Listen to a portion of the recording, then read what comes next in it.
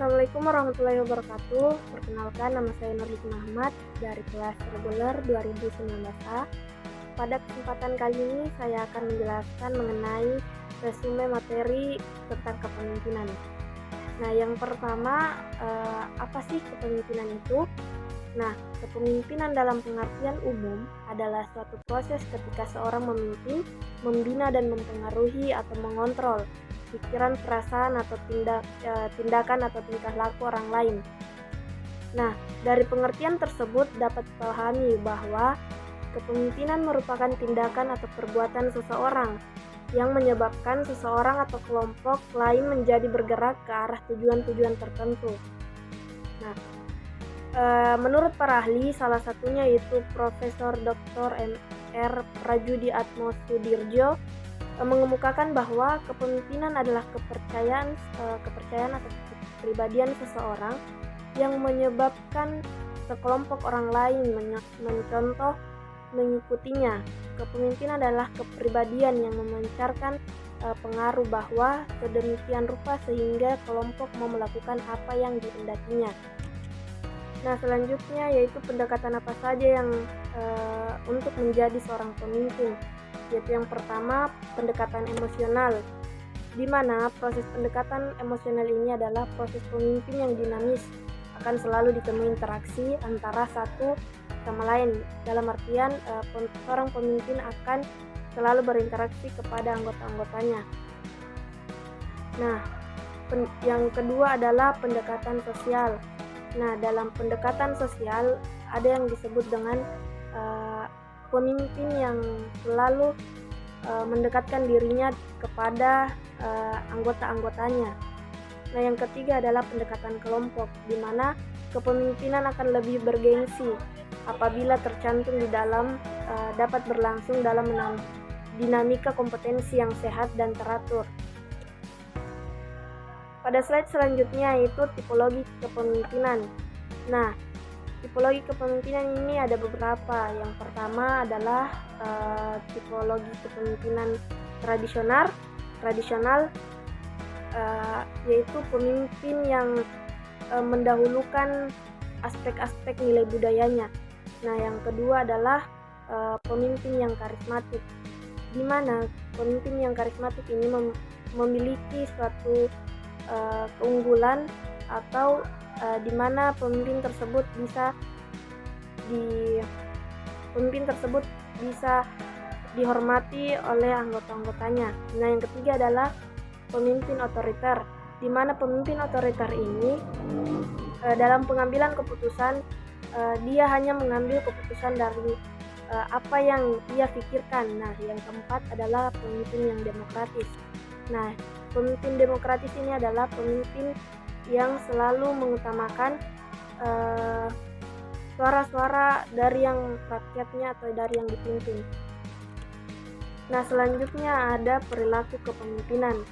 Nah, perilaku kepemimpinan merupakan suatu rangkaian kegiatan dan kemampuan mempengaruhi orang lain dalam situasi tertentu agar bersedia bekerja sama untuk mencapai tujuan yang telah ditetapkan, dan pemimpin juga harus memiliki potensi besar untuk menjalankan sebuah organisasi sehingga mampu memberikan hasil yang maksimal bagi organisasi atau perusahaan. Nah, slide selanjutnya adalah sifat-sifat pemimpin, di mana sifat pemimpin yang pertama adalah bijaksana. Nah, pemimpin harus bijaksana untuk pengambilan sebuah kesepakatan. Nah, yang kedua adalah public speaking, di mana pemimpin harus pandai berbicara di depan umum.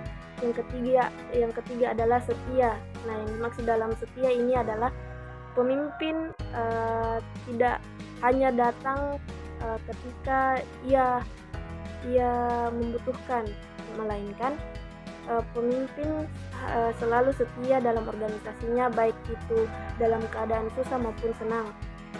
Nah, yang keempat adalah pemimpin harus cerdas. Mengapa pemimpin harus cerdas?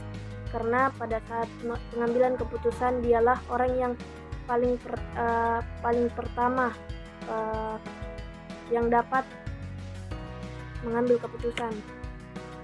Nah, slide selanjutnya adalah manfaat leadership.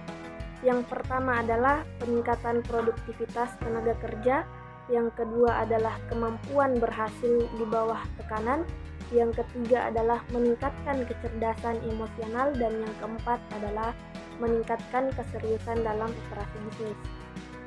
Slide selanjutnya yaitu kecerdasan dalam memimpin, yaitu untuk menjadikan seorang pemimpin mampu berinteraksi dengan perkembangan zaman seperti sekarang ini, maka pemimpin tersebut harus membekali dirinya dengan 4 kecerdasan, yaitu yang pertama kecerdasan intelektual. Nah, kecerdasan ini berkaitan dengan ilmu pengetahuan dan pengalaman. Nah, yang kedua adalah kecerdasan emosional, di mana kecerdasan emosional ini adalah kemampuan seseorang untuk mengendalikan dirinya dan orang lain, membedakan satu emosi dengan yang lainnya, menggunakan informasi tersebut untuk menentukan proses pikiran dan perilaku seseorang.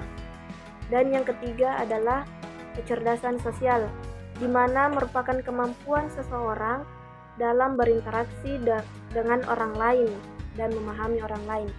Dan yang keempat adalah kecerdasan spiritual, yaitu Taylor 1997 menjelaskan bahwa spiritual adalah segala sesuatu yang berkaitan dengan hubungan seseorang dan dengan kehidupan non-material atau kekuatan yang lebih tinggi. Nah, slide selanjutnya yaitu kepercayaan kepemimpinan. Nah, adapun dimensi yang mendasari konsep kepercayaan terdapat menurut Cain dan Cervani 2000 dalam Robbins dan Judd 2008 dan 98. Yaitu yang pertama ada integritas, ada kompetensi, konsistensi, kesetiaan, dan keterbukaan. Selanjutnya yaitu 12 mutlak sifat pemimpin. Nah, dalam 12 mutlak sifat pemimpin hendaknya harus diterapkan. Nah, yang pertama adalah passion, yaitu memiliki arti yang beragam, diantaranya adalah semangat dan bergairah dalam kepemimpinannya. Dan yang kedua adalah kejujuran. Nah, untuk pemimpin tentu harus memiliki sifat yang jujur, baik itu dalam pengambilan keputusan dan baik itu secara material dan non material.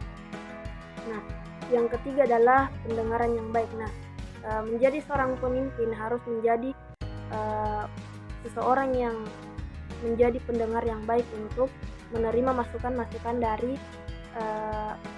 anggota-anggotanya, yaitu. Dan yang keempat ada komunikatif, di mana komunikatif ini yang dimaksud adalah dia mampu berkomunikasi kepada anggota-anggotanya. Yang selanjutnya adalah integritas, di mana pemimpin ini mempunyai integritas ke anggota-anggotanya. Yang selanjutnya adalah strategis. Nah, strategis yang dimaksud di sini adalah dia mampu mengetahui strategi-strategi yang akan dijalani ke depannya. Nah, yang selanjutnya ada komitmen, di mana pemimpin harus mempunyai komitmen dalam kepemimpinannya. Yang selanjutnya adalah apresiasi. Nah, seorang pemimpin harus selalu mengapresiasi kinerja anggotanya. Yang selanjutnya adalah prinsip, di mana prinsip ini adalah tidak jauh berbeda dengan komitmen, di mana dia harus tetap berada dalam naungan organisasinya. Ya, yang selanjutnya adalah value, di mana seorang pemimpin harus mempunyai nilai. Selanjutnya ada determination dan rendah hati. Nah, sekian penjelasan dari saya. Kurang dan lebihnya mohon dimaafkan. Nun wal qalami wa ma yasturun. Assalamualaikum warahmatullahi wabarakatuh.